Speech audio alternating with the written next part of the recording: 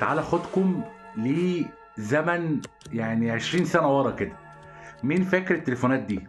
تليفون كده، ده كان اسمه الدمعة في مصر يعني. تمام، طبعا كان ناس الاسم بتاعه مش عارف كان اسمه نوكيا ايه كده، بس اللي فاكر اسم الموبايل ده يحط في الكومنتات. وده ال N95 انا فاكره، ده كان مع خالي اول ما جابه، وكان مجنن بيه العيله بتاعتنا كلها.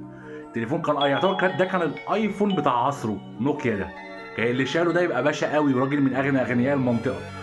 خالي كان بيذل بيه العيله كلها بتاعتنا، انا فاكره يعني. ربنا يمسيه بالخير. تمام.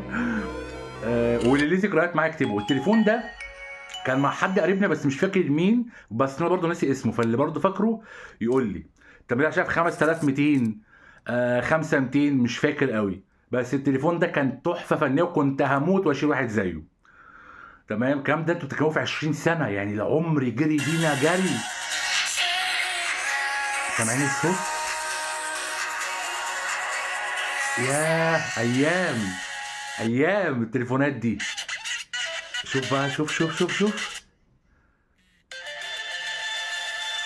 ياه، التليفونات دي كانت ليها ذكريات عندنا رهيبه. اللي بعده بقى، اللي بعده الرنه اللي عمرنا ما هننساها. ده تمنه ايه؟ ده 200 باين او نوكيا 2100، مش فاكر الرقم قوي. يا التليفونات دي عمرنا ما هننساها بجد. كانت اقوى تليفونات.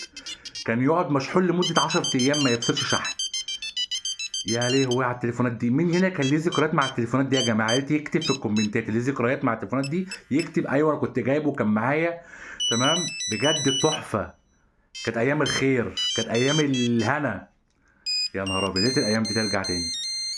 ياه.